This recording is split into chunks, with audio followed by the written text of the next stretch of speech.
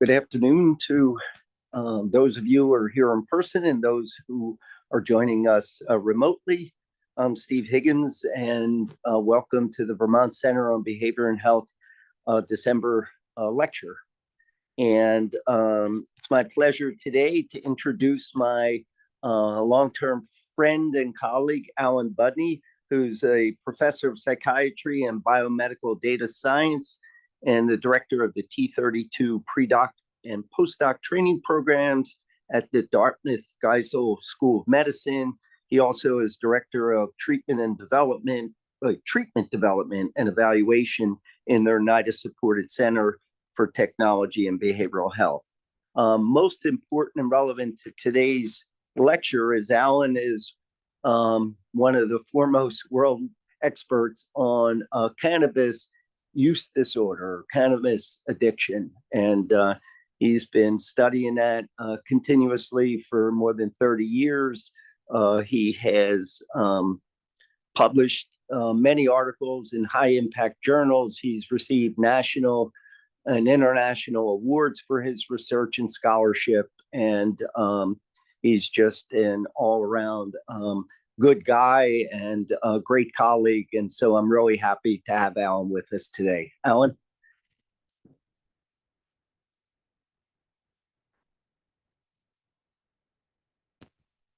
Y'all can hear. I don't know if the mic's on or not. Is it on? All right, you guys can hear. Okay, cool. Well, thanks, Steve. Appreciate it. Thanks for inviting me. Glad to be here. Hi, everybody. Let me figure this out here first before I get started. All right, I think we're right there. All right, so it's a pleasure to be here. I was here a few months ago. I speak to the undergrads every year on cannabis. The wellness group gets a lecture from me on the pros and the cons of cannabis. So this talk is going to be a little bit different than that one. You saw by the title, Steve wanted me to talk about regulation in cannabis and all the craziness that's going on along in this country about that. So I'm going to talk about that in a minute. First, some background and disclosures. I've been funded by NIDA for a long time. My work has mostly been in treatment development and evaluation. But I've done some cannabis lab studies, some survey studies. Nowadays, I'm focusing on some survey research, trying to figure out how to quantify cannabis use. And if I have time, I'm going to talk about that today. And I'm on a few scientific advisory boards. That said, Steve read this article in the Wall Street Journal a few months back. And it spurred him to call me up and say, Al, I think it'd be interesting if you gave a talk on this topic. And it was all about marijuana use getting out of hand and the potential need for the federal government to step in. And I thought, well, I think about that all the time. It's not really my area of research, but it would be fun to put a talk together about that. So that's what I've tried to do today. So you're going to hear me try to help you make sense of what's going on in the world of cannabis. But the first thing to know is that there's an industry out there that's roughly a $30 billion a year industry, the cannabis industry. Just like we worry about tobacco and alcohol, cannabis is going gangbusters. And this article kind of put it in perspective. It's, we spend $7 billion on ice cream and $20 billion on chocolate, $28 billion on craft beer. It looks like we spend more on cannabis already, even in this early stages of the industry. So it's kind of remarkable. All right. So, sometimes I like to think, well, is there a cannabis crisis? And crisis is kind of like a dramatic word. So I put some quotes around it. I don't think there's a crisis out there, but there's a public health issue. And the reason I think it's an important public health issue is kind of the things I've listed up there. We have a drug with abuse liability. Misuse is common. We know the consequences, potential consequences of cannabis, but it's easily accessible to the public. Then we have these state governments and the media all suggesting to most of us that cannabis has ubiquitous health benefits. Then we have researchers, my colleagues and me, I guess. We give talks on the potential health and medical benefits of cannabis, and we use the words promising findings and efficacy and effective. And many times those findings are preclinical work with non-humans, open label trials. But to the common person in the media, saying something's effective and is promising, you might as well say it works.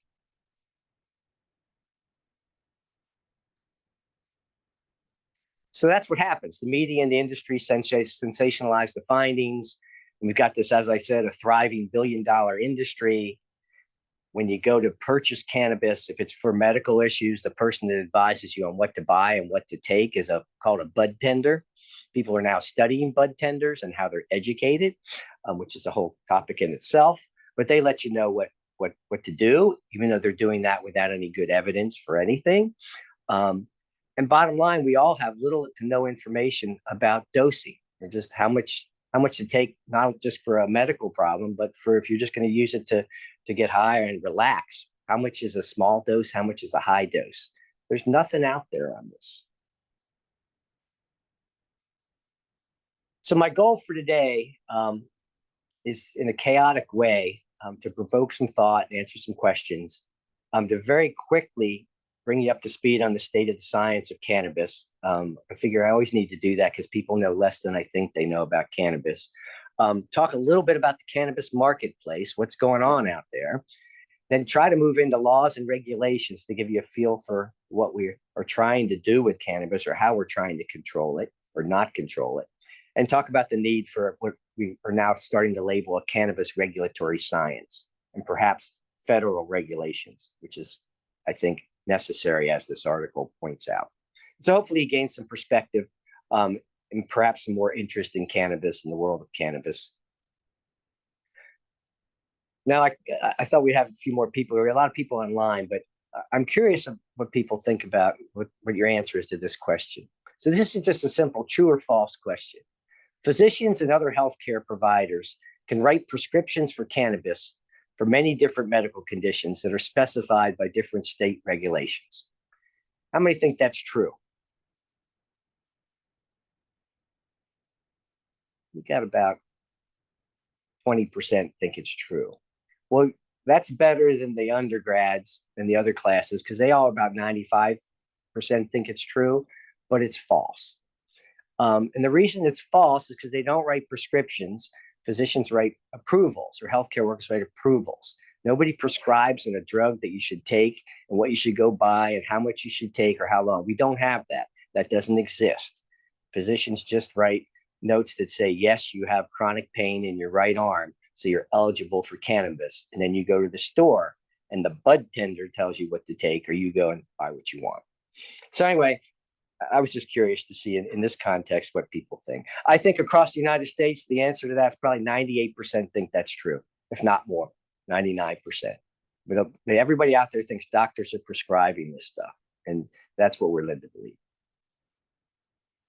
Okay, give you a few. Let's start with what's going on with cannabis consumption. So this is from the Monitoring the Future study. This is the last 30-day prevalence of cannabis use in 8th, 10th, and 12th graders. And what you can see is that this is a trend from 1975 up to about now. And the peak was back in the 70s and 80s. Most cannabis was going on. Then it really decreased until about the 90s, went back up, went back down, went back up, went back down, but it's slowly creeping up again. And so there's not a huge change over the last 10 years, but some people are worried that it might be creeping up. But with youth, not too much is going on in the last 10 years. What about daily use? So this is daily use of cannabis in 8th, 10th, and 12th graders. And you see basically the same kind of trend, but a little more increase, more clear increase over the last 10 years of things going up. It's up and down, but you know, it's kind of heading up, and now it's heading up again the last 3 years in a row. So daily use is of concern. So these are two different age groups. The blue line is 19 to 30 years old, and the red line is 35 to 50 years old. And you see the trend again, the last 10 to 15 years is heading up. And this is past month use of cannabis. So both middle-aged kind of people, young people, etc., heading up. What about daily use? Daily use, again, is increasing more clearly and more sharply. So daily use of cannabis is what we're, in a sense, a little bit more concerned about than just use in general, most recently. The other thing to be concerned about, and I'm not going to go into this in any detail, cannabis use among pregnant women is going up. That's been going on now for about 10 or 15 years, pretty clearly. The fastest growing population of new cannabis users are people 55 years and older. So it's people my age, and I'm almost 65 now, but 55 and older is where we're seeing even a greater increase. And there's a bunch of data on that. This is just showing you what numbers are doing. And this reminds me to give you a sense of what's going on in the world with cannabis. So I'm preparing this talk yesterday. I think it's like 12 o'clock or so. And I got a call from my brother who's like 2 years older than me. So I said, what are you doing now? Well, I'm preparing this talk on cannabis. Oh, guess where I just came from? I just came from this cannabis store, the dispensary in Delaware. He said, yeah, because you know what happened? I signed up for this place a couple of years ago, but I haven't been there for like a year. So they sent me an email and they said I could come in and all products are 50% off. So I didn't really need anything. I have plenty of stash, he said, but I called my buddy and I went down and I bought, boom, ba boom, ba boom. And I got all these supplies for him. Anyway, that's the world of cannabis almost in a nutshell, is what's going on. If you weren't aware of it, if you haven't registered for cannabis shops and gotten the emails like everything else, I'm surprised I don't get a lot of them because I go on the internet all the time to prepare talks like this, but I've yet to start getting things like that. Anyway, all right, so that's a sense of what's going on with consumption. Quick sense about cannabis, just so we know what we're talking about. We're talking about the same thing. Cannabis is the quote technical word, the scientific word for marijuana. But there's cannabis, there's cannabinoids. Cannabinoids are really like the compounds in the cannabis plant. The terms aren't really quite interchangeable. The cannabis plant contains about 500 different chemicals, about 100 different cannabinoids. The ones we've been most interested in over time have been THC, there in red, usually delta-9 THC. That's the cannabis, the cannabis compound in cannabis that gets you high, that has the cognitive effects. If you want to get high, etc., THC is what you're looking for. And then there's CBD that we now all know about, that potentially has all these health consequences, positive health effects. Not much has been proven, but there's CBD and T. But then there's all these other things, CBG, CBC, and you'll see marketing now saying, oh, this product has extra CBG in it, and that's going to help you sleep, or this one has CBC and it's going to help you with your digestion. Very little to no evidence about those kind of claims, but these products are all active, certainly in the pharmacological sense, but what they do, who knows? So cannabis is one of those drugs, like almost all the drugs I've gone through, where there's potential medicinal properties, and then there's a potential as an addictive drug. So if you think about it, most drugs that we study, et cetera, have all gone through these phases, and some still are in these phases. But if you think about it, it's important to think about, well, why? Why does cannabis have potential as a therapeutic for many conditions? And why does it have potential to lead to a cannabis use disorder or addiction, et cetera? And the first thing to think about really is biological plausibility. We have an endogenous cannabis system in our body. We've identified 2 different cannabis receptors. There's endogenous ligands that have been identified.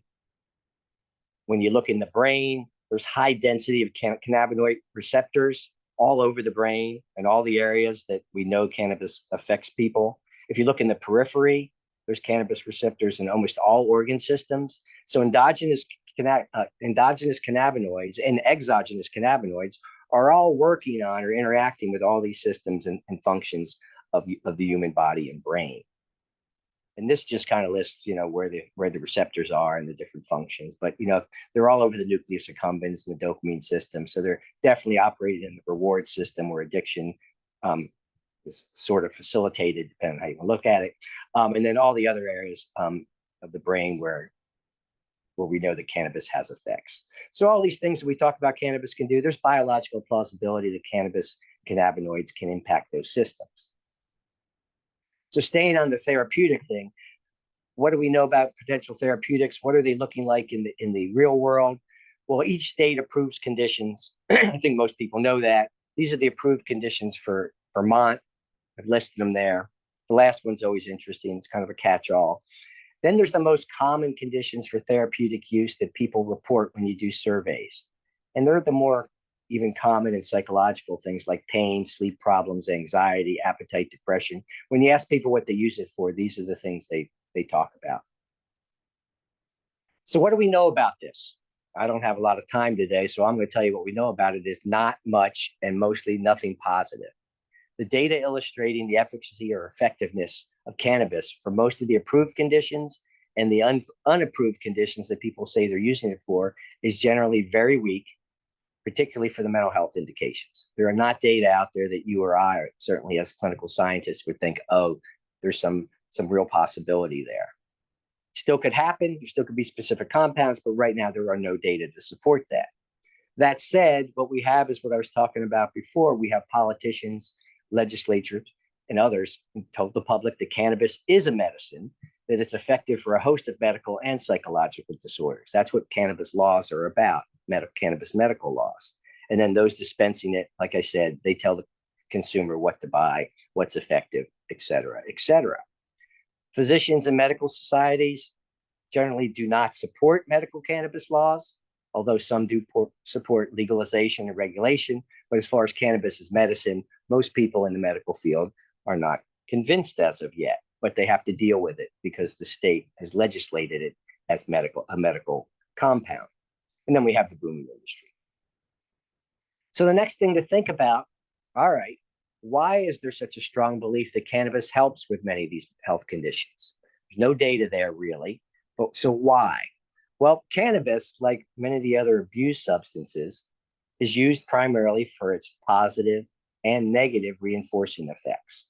So when you use cannabis, not only do you feel high, like the general effect, but if you have any kind of negative mood, pain, etc., it has the potential to at least temporarily change that.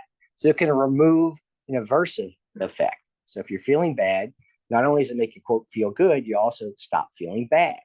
And so cannabis, just like alcohol, opiates, cocaine, sedatives, nicotine, has that effect. It's important to keep that in mind because what that translates into with people with problems is symptom relief. And, symptom relief is really medicine. Half of medicine, or more than half, is basically providing symptom relief.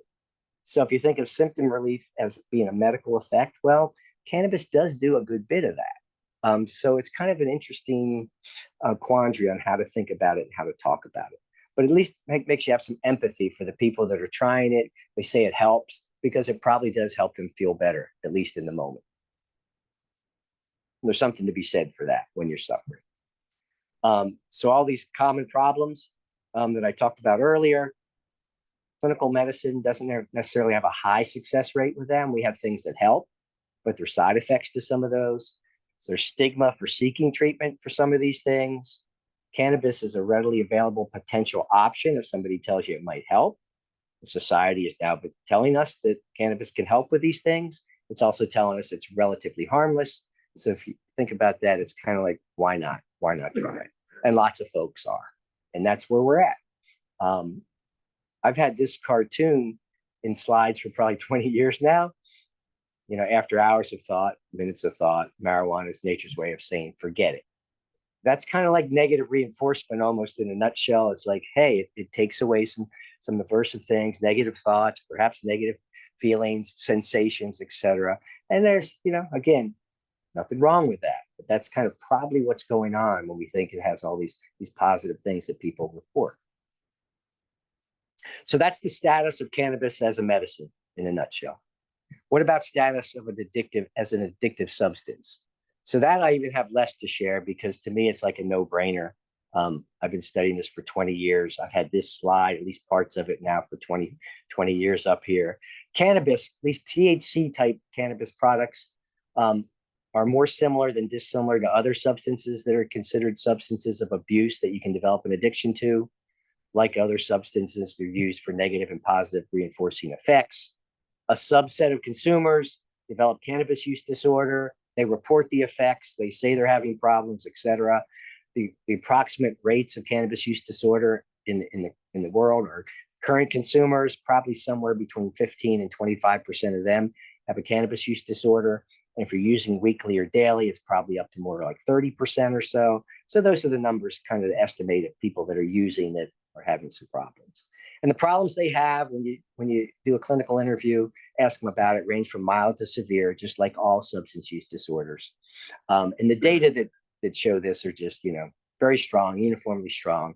And I don't have time to show it to you, but we know that cannabis can potentially cause problems. All right. So next, the marketplace. What's it look like?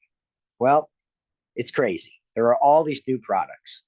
I'm just showing you here on the left side, you've got the traditional joint and buds, but then you have the dab device to smoke concentrates. And over here, we have concentrates.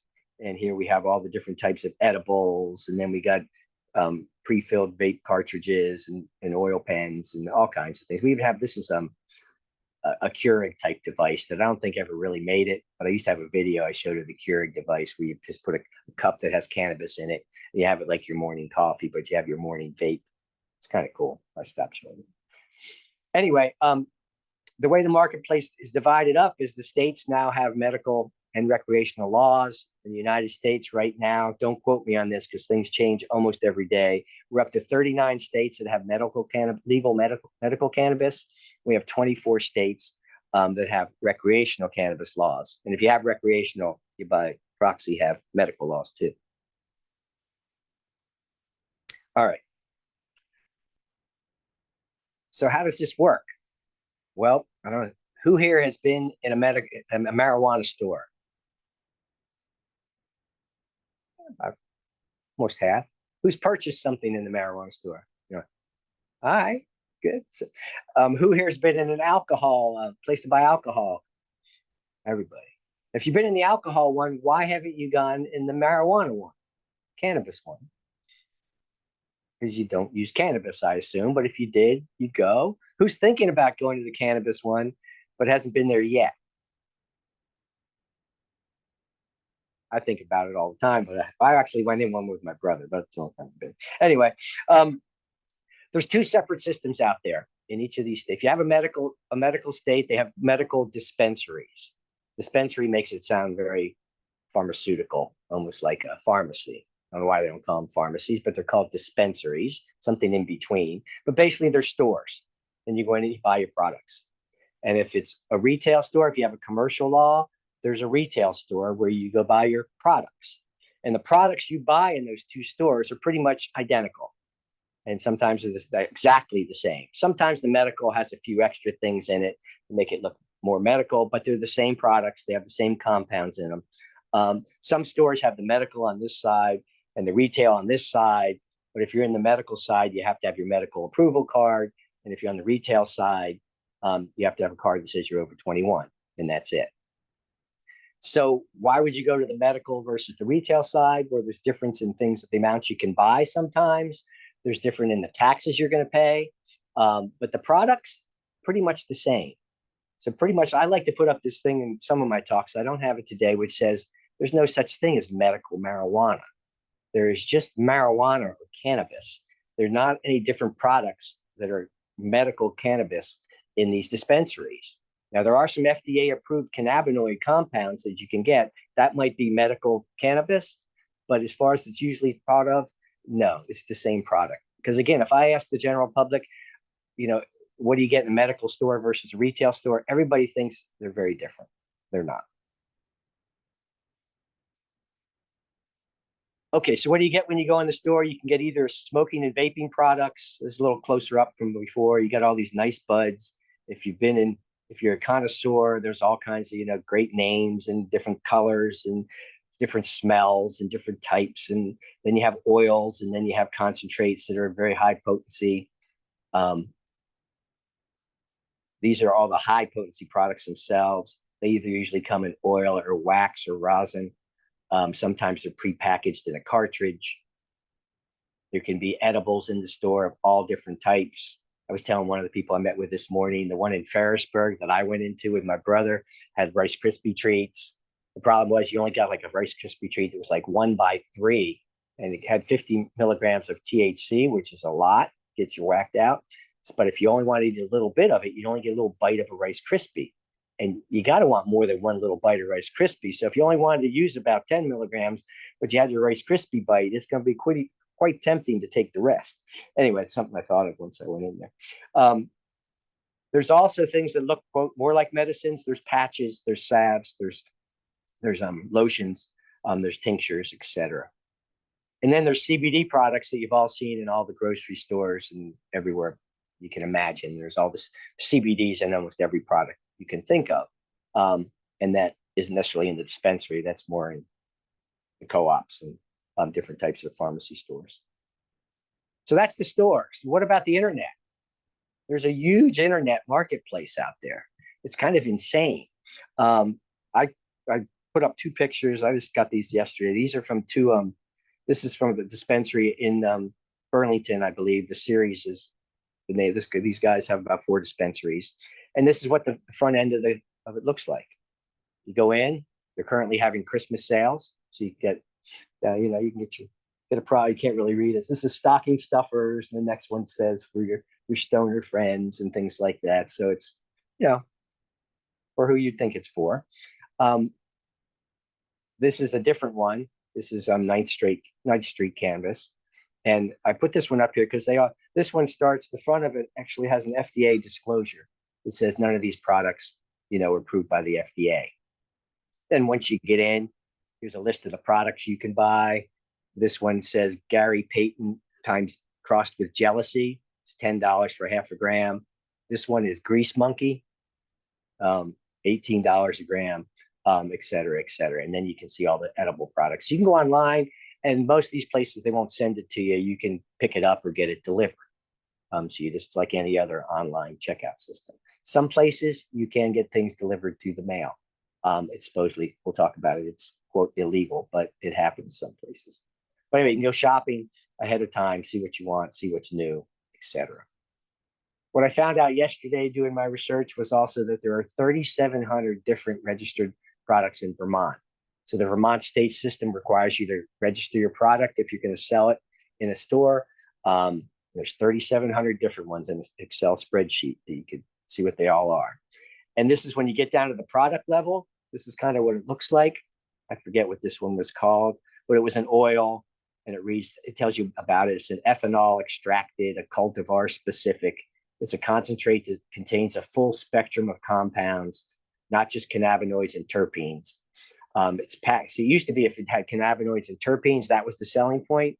Now they say it has even more than that, which I don't even know what that means, but that's how marketing works. It's most commonly consumed orally in very small portions, the size of a grain of rice. So this is a liquid that is highly potent. It's about, I think this one's 80% THC. So you can't take too much. It kind of reminds you of the fentanyl problem, right? You're only supposed to take a little dab, but how good are you administering the little dab? Anyway, you get the picture. And this is what it does. It produces energy, it inspires you, it focuses you, it makes you happy and creative. And some products have, they have different things for different products. So I'm going to keep going pretty quickly. So there's this cannabis industry. There's billboards in the states that have billboards. This is like showing you that some states are trying to, get you to use cannabis to deal with your opioid problems. Reach for a gummy, not a syringe. Feeling anxious, come here. They try to cater to everybody. The police officer stoner, the designer stoner, and the entrepreneur stoner. The new state flower of Michigan. Anyway, that's the world and the marketplace of cannabis right now. So this is where I really did some digging, because I kind of sort of know these things, but I never really put them together for a talk. But what's the real legal status of cannabis when you drill down? So federally, here's the problem. So federally, cannabis is still illegal. It's banned. It's a Schedule I drug. And we're going to talk about that, what that means. But there's also a farm hemp bill that's passed federally that allows hemp products. So cannabis is a hemp product. It's just a hemp product with lots of THC in it. But it allows hemp products with very low levels of THC. And this was lobbied for by all the farmers, the CBD farmers wanted to be able to grow grow all these crops so they could, quote, make CBD and sell it. So we have this hemp bill that allows low-level THC hemp. Then there are FDA-approved medications. And there are 3 different ones that are cannabinoid-like that are FDA-approved. Marinol, dronabinol, which are usually both oral forms of THC. They're basically synthetic THC.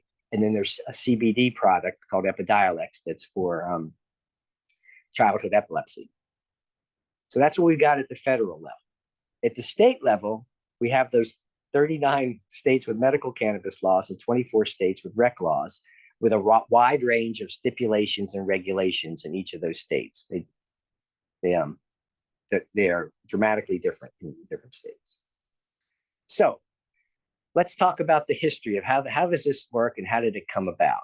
So in 1970, Tricky Dick, Richard Nixon signed the Controlled Substance Act. So that's the CSA. And they relegated marijuana, cannabis. The feds still use marijuana as the name, not cannabis, to Schedule 1. And Schedule 1 is the most controlled substances, most dangerous, non-medical. They have no medical use. Heroin, LSD, etc., are in Schedule 1. And the CSA prohibits the manufacture, the distribution, the dispensation, and the possession of those substances. So at the federal government level, it's illegal. It can be arrested at any time. So what is the Controlled Substances Act? Basically, it was a way to take all the drugs that were regulated in some manner and put them into this one place and categorize them. And there's a website if you're here to look at. But I told you what Schedule 1 drugs were: no currently accepted medical use, high potential for abuse. Cannabis is there along with heroin and fentanyl and MDMA, etc. Schedule 2 is like one step down. Cocaine's there, hydromorphone's there. Fentanyl was Schedule 2 until very recently. They just moved fentanyl to Schedule 1. Then Schedule 3 is less, and Schedule 4 is less, and Schedule 5 is even less. But cannabis, which we're talking about all this medical use, and the states have all approved for medical reasons, is in a category that says there is no medical use. So from the federal viewpoint, there's no medical uses for cannabis. Boom. And it's more dangerous, or at least more of a problem than things like methamphetamine and hydromorphone, because they're Schedule 2. So you can see it's a little bit ridiculous, maybe. Cannabis products, I've kind of said this, but the Schedule 1, all the products we've been talking about, the flowers, the concentrates, the tinctures, they're all Schedule 1 cannabis drugs. And then the other ones that are FDA approved, like dronabinol, marinol, and Epidiolex, they're in Schedule 2 through 5. It's where they fall, based because one's a little less potential for abuse, etc. So that's kind of the system in a nutshell. So what's the functional consequences of this kind of what I'll call an inane system? Well, legally, like I said, you can be arrested even in Vermont by the feds if you possess or sell cannabis. But at the state level, no. So in the state level, it's not a crime in most states, or it could be a misdemeanor, depending on if there's a law or not. So it can either not be a crime, it can be a misdemeanor, it can be a federal offense, it can be a violation, it can be just an underage violation. And the magnitude of the penalties of the severity of the quote crime or misdemeanor varies a lot by state. Access or availability to cannabis varies quite a bit by state. There's the medical dispensaries that we talked about that you need an approval to get substance from. There's the retail stores that have home delivery. There's home delivery for medical dispensaries too. You can grow your own. The limits vary by state. You can get it on the internet, but you're not allowed to sell across state lines. Moving cannabis across state lines is a federal offense. States have jumped on board with that. The states also tell you cannot move it across state lines, and your purchase amounts can differ by state. Product control and quality control. So that's kind of key here, right? So like if you have a substance out there that everybody has access to, this is kind of what it really boils down to. And some states are trying to develop some specific regulations on potency. Maybe we shouldn't sell these really high potency products because there's more potential consequences for them, like psychosis, et cetera, that I haven't talked about, or more chance of becoming addicted. But anyway, there's specific state regulations on that, but they vary quite a bit by state. Labeling, there's no standard demands for labeling. Each state has some kind of warning labeling potential, but again, varies tremendously. How much you can make health claims or not make health claims. Most states comment on that, but there's little to no enforcement of that. What about childproofing? These products are not targeting youth in advertising. Well, right now there's all kinds of youth targeting going on and going online on the internet. Look at these products, you'll get the picture. And childproof caps and things are not mandated in all states. There's always recommendations to keep it out of the reach of children, but nothing more than that. The enforcement of these types of things is very weak. If you think about it, all these quality controls and enforcements are very costly. So nobody's really lobbying. The pro-cannabis people that got all the laws in place, they're not lobbying that all these other things should happen. And these things all cost a lot of money. So it's got to be other people lobbying for all the things that can make the regulations happen that make it safer. Then we also have something called hemp-derived products.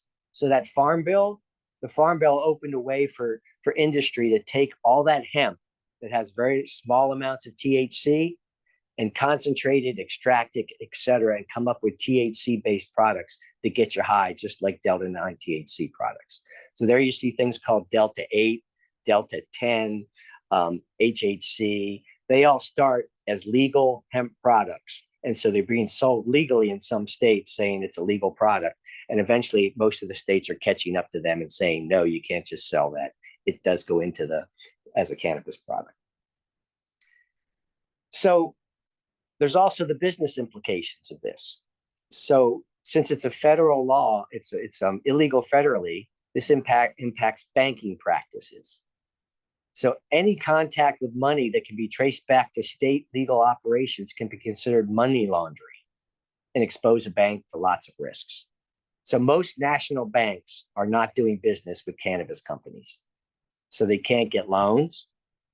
They can't deduct things. They're not allowed to deduct rent, payroll, other expenses that are write-offs. They can't really use, some of them are using credit cards and debit cards, but it's iffy. So most of them are staying away from that. Most times it's a cash business. They can't run TV ads or radio commercials. So businesses have been lobbying to get the banking laws changed, but the banking laws are all federal. So what about research? Now everybody in here is a researcher. How does this affect research, cannabis being a Schedule I drug? Well, most of you probably know this, but if you don't, it greatly increases the difficulty and requirements for studying cannabis compounds and products. First, you need to get a DEA license, which is no small accomplishment, but you can do it. It takes time, usually takes close to a year. It requires burdensome approval steps for each study. So each study has to go through the FDA, the DEA, et cetera. So it takes, you think it's hard to get some of your things through the IRB and regulations now, try Schedule I compounds. It's a pain in the butt. It requires all kinds of safety precautions, and you have to have safes that are down to the floor and make sure your cannabis products are in there. Monitoring procedures. It limits the products you can access. You can only get products from the federal government. At this point, you can't go down to the dispensary and get your products to use to study in your lab. You have to get them from NIDA or a NIDA-approved agency. And the products they make are very limited. So you have to study only the products they have. So most researchers, including the leader of NIDA and the FDA, pretty much agree that cannabis should be rescheduled, at least down to Schedule to 3. And just recently, Biden called for study of this. He received a report back called the Biden report that suggested that cannabis be rescheduled to a lower tier. This isn't the first time. This happens quite often over time. NIDA, FDA agree. However, there's all kinds of kickback.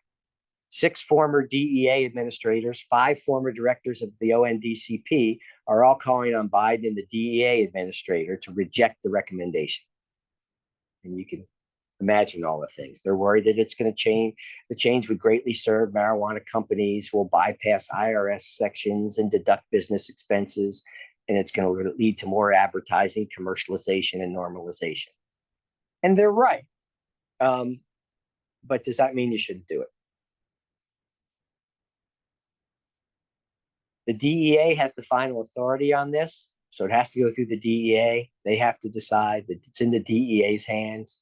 I've been in many meetings through my association with CPDD that we're trying to lobby the DEA and the White House and everybody to reschedule cannabis in some way, shape, or form so the cannabis products can be studied and researched primarily. But we've tried all kinds of different bills, even some bills that create a new schedule like 2A. So it's just for research use only, but none of that has worked as of yet. But people continue and lobby for the rescheduling of marijuana. Senator Blumenthal, he's saying what I think a lot of people think is that really, even while we're looking to reduce or lower the schedule, what we really need is full descheduling of cannabis.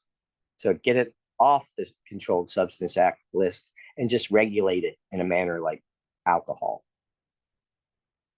I lean towards that position if you want to know my position on it. Last, there's currently a bill called the Secure and Fair Enforcement Regulation Banking Act, which will allow banks to conduct businesses. They've been lobbying for this for years and years now. It's passed the committee in the Senate. It's passed one on the House floor. It's been here before and hasn't happened. It gets people excited. Cannabis stocks go up pretty quickly when something gets announced by this a couple months ago, but no. Will it happen? People say, are they going to do this? They're going to do this. I say, well, they're eventually going to do this, but what does eventually mean? I probably had the same answer 5 years ago, 10 years ago, because this comes up over and over again. All right, so in the meantime, what's happening? The federal government basically turns a blind eye towards all the state stuff. They have a letter of agreement not to prosecute, so they stay away. But that could all change. The next person that comes into the White House could basically go ahead and kill all these cannabis companies and arrest everybody. It would just take somebody to be serious about that. Remember, the last Attorney General was thinking of doing that before they threw him out. But anyway, the FDA issues a few warning letters here and there about youth advertising and health effects advertising, but not much. There's really no enforcement. Product diversity is escalating. More and more products hit the streets. More and more different types of advertising towards youth, towards different vulnerable populations. Health claims persist. Marketing persists. Use is escalated, as I talked about. This is something that's kind of interesting. This shows you the shift in products that have happened since legalization has been happening. And you'd think now that we have vaping and edibles, that maybe smoking wouldn't be so popular. And smoking is going down, smoking cannabis, but it's still the most popular route of use. After that, concentrates and edibles are moving up. So vaping and edibles are moving in the direction of taking some of the market share, but still most people prefer to smoke the products.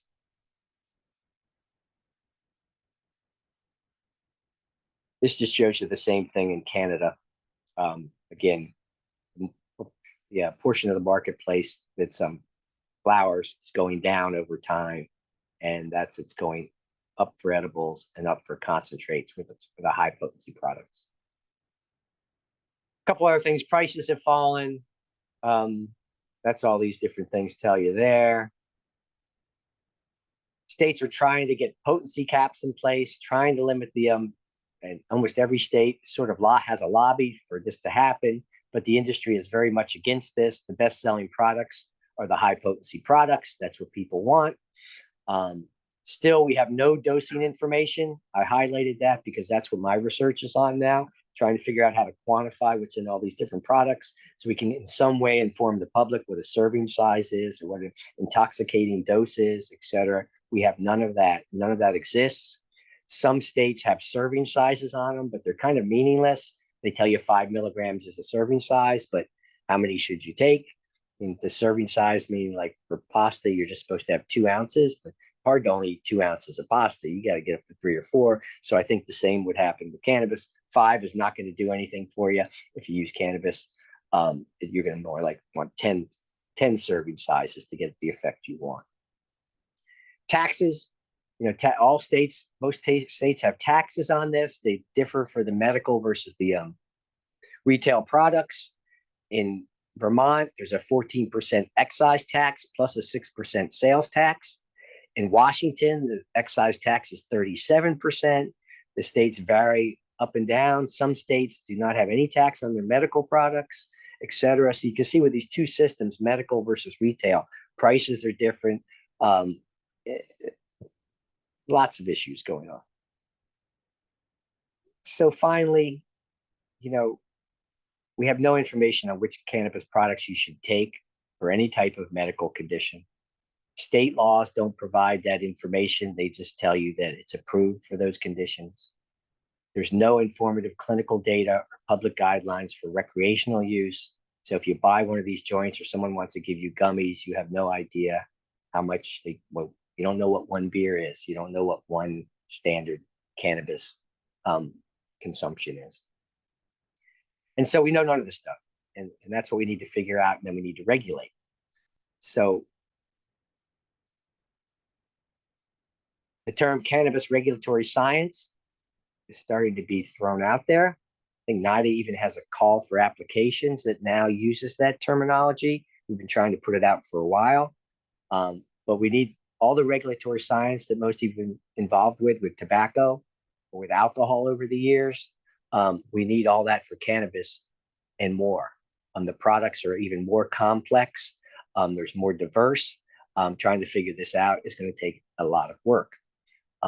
My small area that I don't think I'm going to have time to go into today, if I have time for questions, is trying to develop cannabis use guidelines. But to do that, we first need to figure out how to measure how much THC, the active product, is being consumed with all these different products, and how you can communicate that to the person that's taking a hit off a vape pen versus one that's using the dab device versus one that's taking a gummy, and then one's using a regular joint.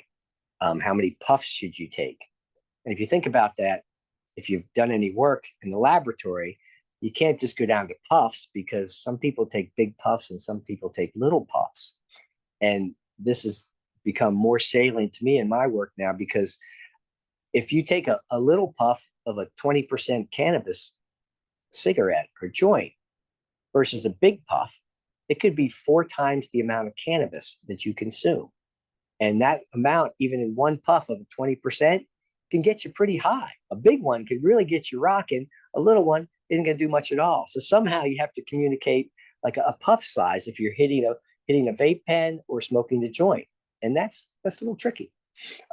Anyway, that's what our current project is all about. But if I go into that, we won't have any time for questions. So we're basically, just to tell you for 1 minute, what we're doing is we're doing large survey studies where we're getting regular cannabis consumers to tell us in gory detail how much of what product they're smoking, how big of puffs they take, how many hits in certain times of the day. And then we've developed formulas to plug that into so we can get a sense of how much cannabis people are really using. And just to show you one slide on that, which has kind of blown me away a little bit. So these are daily consumers, about 4,000 of them that we got data from online, maybe 5,000. And what you're seeing here is their average, a distribution of their daily use. So this is how much they're using in one day. And the mean and median fall somewhere between 100 and 200. And so using between 100 and 200 milligrams a day on average. And if you were to tell me that like a year ago, I would think, no, that just can't possibly be true. That's like a huge amount of cannabis. When we give oral doses of cannabis in some lab studies, we've gone up to 50, and very experienced cannabis users are all whacked. And but I think there's a lot more tolerance being developed to cannabis in these high potency products as people start to use it daily out there in the real world. And there are people out there, and this is a lot of people, lots of varied backgrounds, et cetera, are using a lot of cannabis, a lot of THC.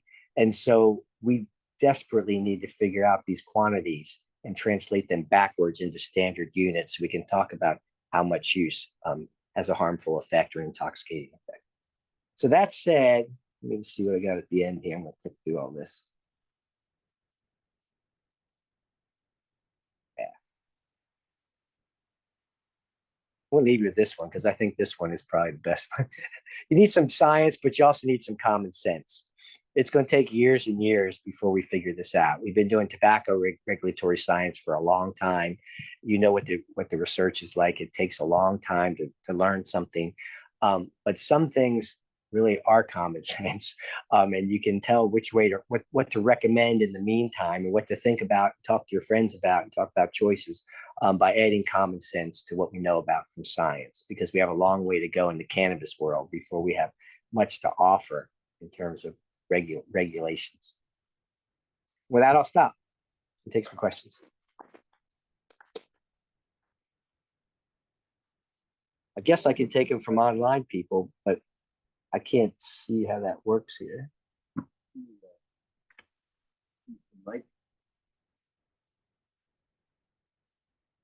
Have any questions? Hi.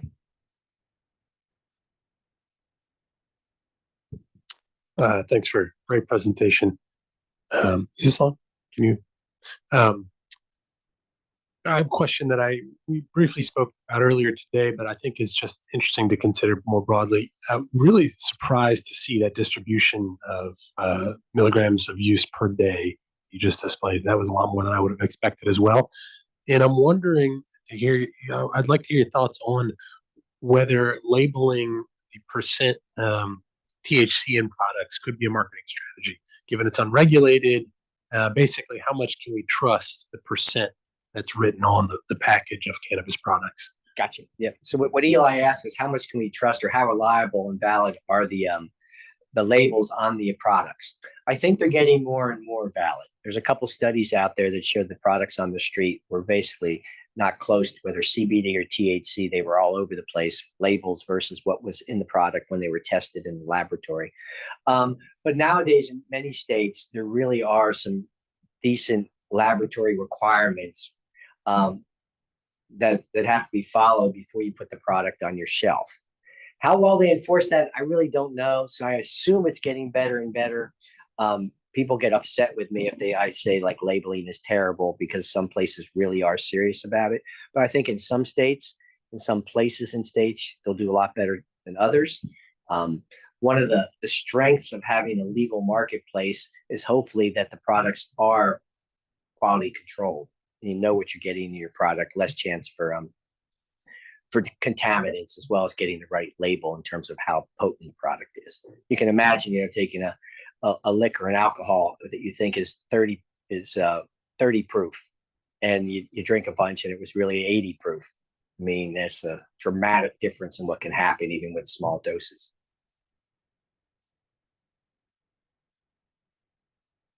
I have kind of a related question. So we're talking about these medical and recreational markets, but there's also the illegal market that's going on at the same time in all of these. Black market. The black market.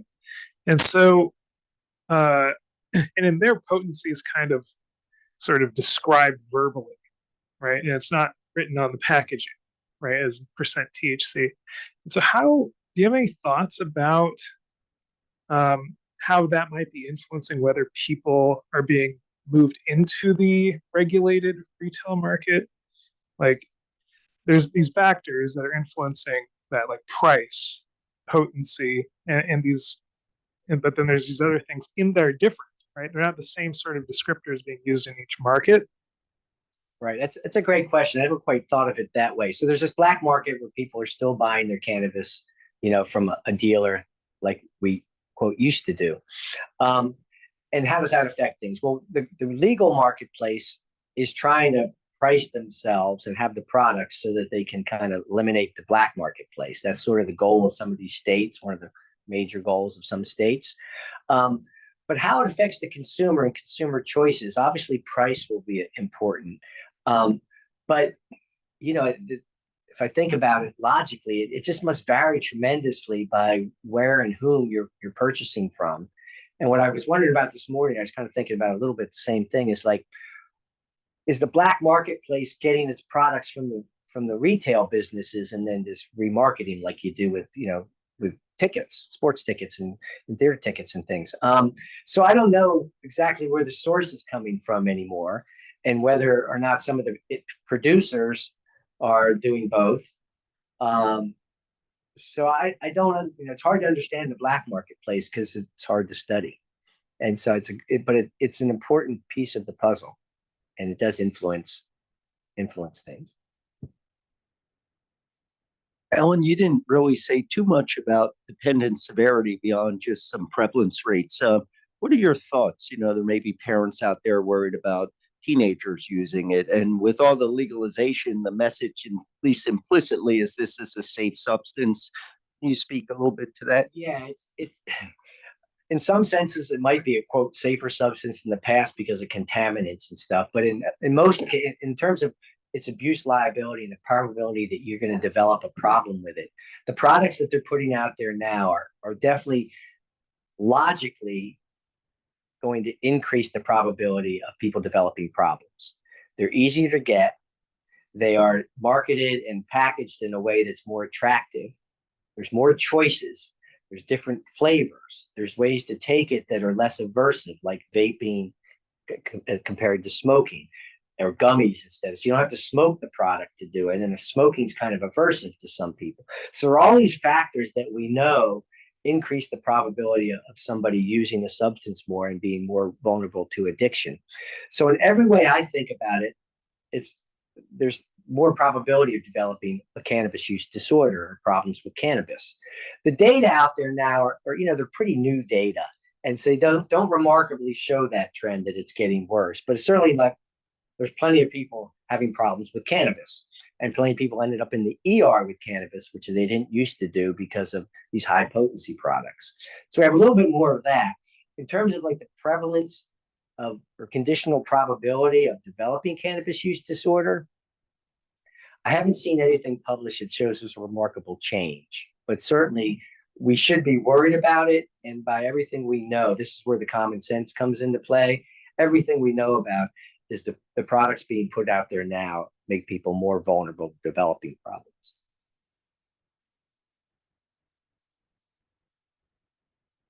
All right, so it looks like we got some online questions.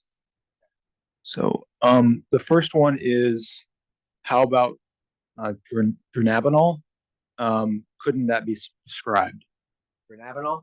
Dronabinol. Yes, dronabinol can be prescribed. I think I mentioned that, but yes, there's like 3 different types of cannabis-based products, THC-based products, and 1 CBD product that are FDA approved and can be prescribed. So that the answer to my first question when I put it out to everybody, if someone was thinking of dronabinol, that's prescribed, you were right, it was true. But the products I was talking about were false.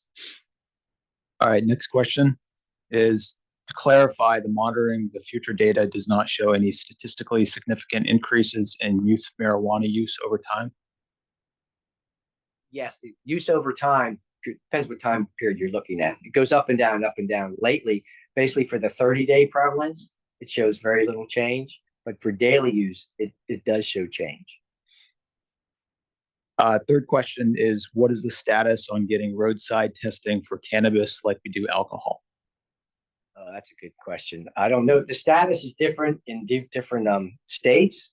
There are still no great markers for cannabis intoxication with anything like a breathalyzer, but some states do use them. They're subject to lots of error, which is why all states don't use them. I think most states and people are trying to develop ways to just do a behavioral impairment test, like they've done for alcohol forever. So it's still up in the air. There's not a standard BAL, saliva test, etc., that's reliable enough that I think the whole country can rely on. Some states are going forward with it anyway, but if you know how they work, they can be pretty easily challenged in court because of the way cannabis is metabolized. Last one is, they're requesting to see the last graph.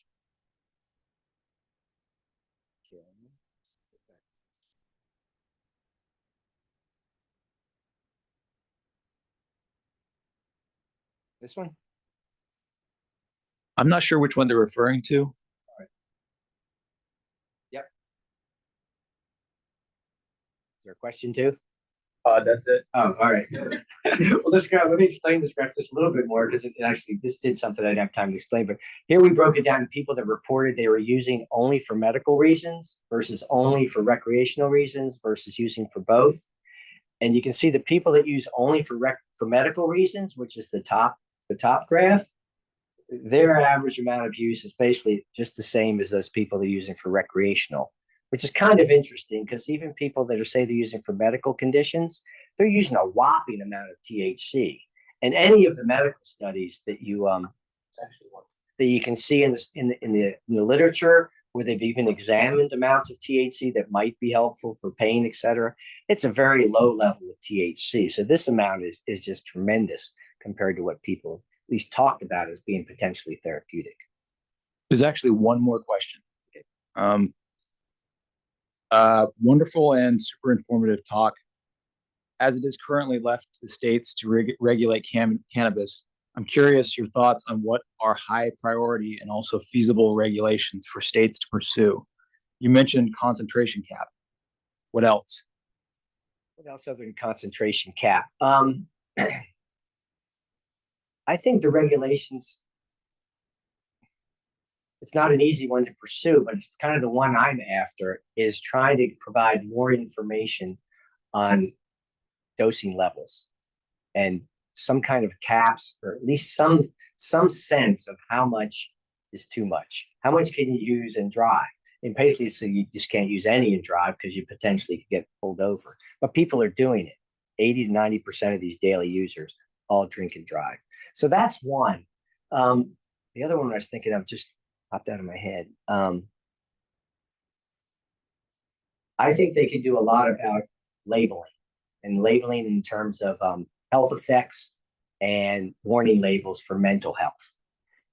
Everything that we know, again, not tremendous data because it's all mostly correlational and not longitudinal, is that cannabis is not good for mental health.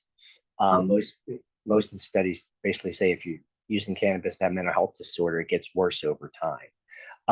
So making sure we do not have any mental health type positive benefits on any products, and even kind of hinting towards that with words like energizing and calming and relaxing. So I think we can do a lot of labeling.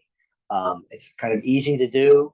I don't really know the legalities of it. It can get challenged, but I know it's not hard to put labels on, and we certainly can do a much better job of labeling, both with warning signs and not having health benefit labels. All right. So, Alan, thanks for a really stimulating and wonderful presentation. And we could go on, but we're out of time. So thanks so much. Thanks to those in the audience and for those online. Question?